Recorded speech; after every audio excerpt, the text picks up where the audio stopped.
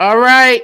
Welcome to Tommy Knows Best Sports Podcast. Today, I'm going to talk about the Bruins, the the the Celtics, and the Red Sox. I'm going to start out with the Bruins because it seems like every time they lose one game, the fans seem like starting to hit the panic attack button again with this team. And this team has been playing really good. And yes, I got it. They were 0-5 last night on their power play, and they couldn't figure it out. And I'll tell you why they couldn't figure it out. They were tired. They had a lot of back to backs in the past few weeks, a lot of traveling, and that makes the team tired. It makes them tired. But there's nothing to worry about with this Bruins team right now. This team right here is playing good. This team is a cup team. This team is could win the whole thing. They're playing good. Linus Olmark is about to get the Vesmas out of the best goaltenders. Yes, I know if the Bruins won, they would have clinched the President's Cup. When Carolina Hurricanes lost, and they lost last night to the Tampa Bay Lightning 4-0. But guys, please don't hit the panic attack button. Yes, I know the power play's been bad. They've been bad on the power play. Every team's bad like that on the power play. Look at Tampa Bay. Look at Carolina. Look at all these good teams that have been playing really good too. Look at all those good teams. All those good teams going flukes, going stunts. They lose games. All right, one bad loss ain't the end of the world with this team. And you guys got to lay back and fall off with this Bruins team. This team has been playing good. This team has been breaking records. Pasternak scored 52 goals. Yes, he scored one last night in the loss, 2-1 with 0.3 seconds left. Yes, the team was flat out tired, like I said. They didn't have their momentum. They were tired.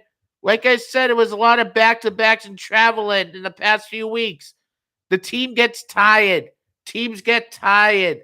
Everyone gets tired in hockey. Hockey's a tough sport, and you never know what happens in hockey. That's the only sport. Anything can happen in hockey. If you're a true hockey fan like me, a true Bruins fan like me, you know what happens. Any team could be anybody. Any team could go on a little fluky losing streak, and it's all right to go on a little fluky losing streak. Because, look, the Bruins did it.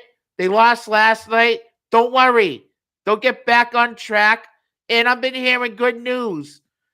Number 17, Nick Foligno's been practicing lately with the team again now, too. Just like Taylor Hall in a non-contact jersey. Those two are getting ready to come back. And yes, we need those two right here to come back for the playoffs. They're a huge part of the team. They're a huge part of this roster because all season long they've been helping us breaking the records. And yes, we need those two back in the playoffs when it matters. Even Brad Marchand said last night in the postgame conference saying we didn't take the Nashville Predators lightly. We took them lightly. We didn't take them serious, and that's true. What he said was true. They took them lightly. They didn't take them serious. And that's what happens when you have a bad game. Now it's time to regroup. Go back tomorrow night at home against the Winnipeg Jets. That's a good one. That's a tough one also, but hey, the Brewers could bounce back. I'm not worried about this team. No panic attack button to get hitting right here on Tommy Knows Best Sports Podcast. No panic attack button.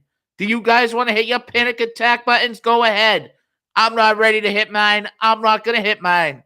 How about that? I have faith for this team. This team has been playing good like I've been saying. They added some good key depth on this team. I liked how they picked up good key players at the trade deadline. Gunnar Hathaway, Orlov, and Tyler Bertuzzi. I like those additions. Those guys show you toughness, and they needed toughness and physical. Like Saturday when they played the Tampa Bay Lightning.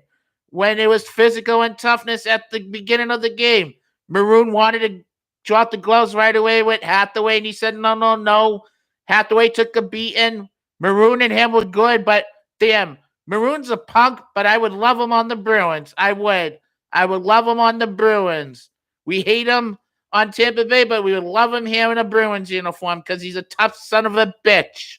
I'm sorry for saying that, but he is. He's a tough son of a bitch. He is. He's a good fighter, good player, and that whole Tampa Bay is a good team. That's why they won the Cup the past few years.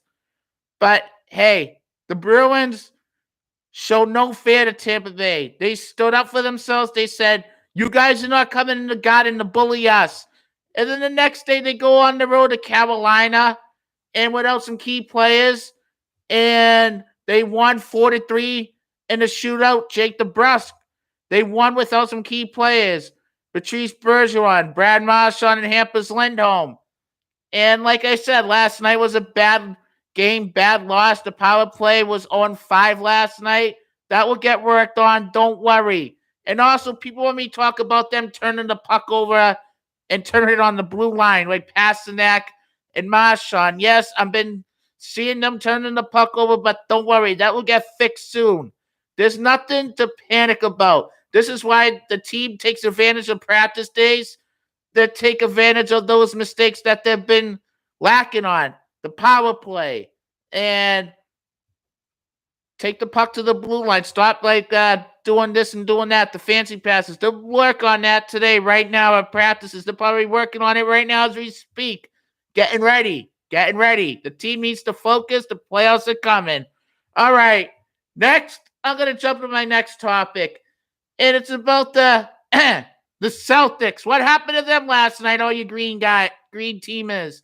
All you hardcore green teamers. Yes, I'm going to get on this Celtics team right now because last night was a bad loss. Another bad loss with the Celtics team. Enough with this Celtics team losing games. Enough playing like they're clean Madonnas.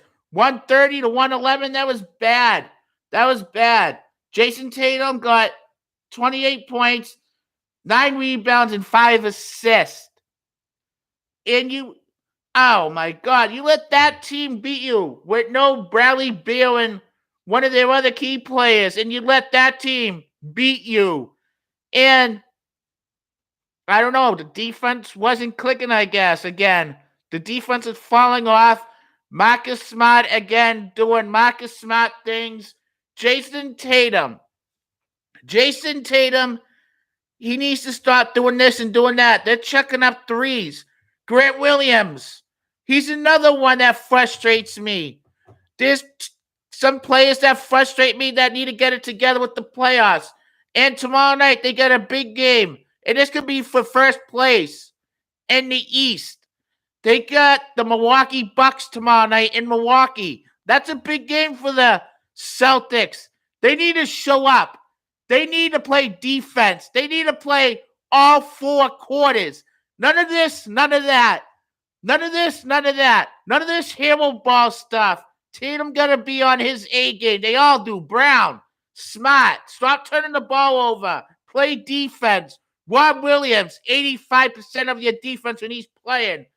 Last night, he seemed like he was off, too. They were all off, too. It was an off night for that team, too. But that team's been frustrating people, the Celtics. And I need some green teamers to comment. Drop in some comments. What's been going on with the Celtics? Because if the playoffs started today, I don't think they would get their act together. I'm sorry.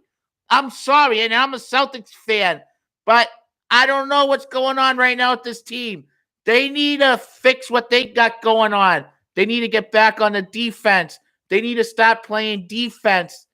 Marcus Smart needs to start forcing all these threes flopping around on the court. God. The Celtics got to fix it up. They got to fix their act together or else they're going to get bounced in the first round. And I don't want to see them bounced in the first round. They got all the talent, all the pieces. You've seen what happened last year in the NBA Finals. They could have won the whole thing. They were up. They were up 3-2, and they let Golden State right back in the game, in the series. The Celtics. All right. But anyways, I'm going to jump into my last topic. And tomorrow's opening day. And it's going to be so freezing out. Like 32 degrees. I don't know if I want to even go. I was supposed to go. I don't want to go. How about that? Opening day is freezing. It's a freezing one. Corey Kluber's on the mound. I want to know what you guys all think about your baseball team because they're playing their American League opponents less this year, and they're playing other teams more. And I think that might be good for the Red Sox if the key thing, if their pitching stays healthy. And that includes Chris Sale. And he was probably supposed to start, but tomorrow's his birthday. Yeah, tomorrow's Chris Sale's birthday on opening day. Happy birthday, Chris Sale. That's why he's not pitching, taking the birthday off. But I'm not going to start getting into that. But what do you guys all think about the Red Sox? Drop into some comments, my Red Sox fans, my baseball nerds, my baseball heads. Let's go. Let's talk some baseball. It's baseball tomorrow, opening day. Who's ready to see the Red Sox? How the hitting's going to do? I want to see what Yoshida could do. I want to see what Justin Turner could do with this team this year in the regular season tomorrow. I want to see how they all play. I want to see what this team's all about. But anyways, I'm going to end this podcast. You guys have a good day. I'll see you guys with another podcast on Friday. And also, I'm going to do my final 4 teams and my picks.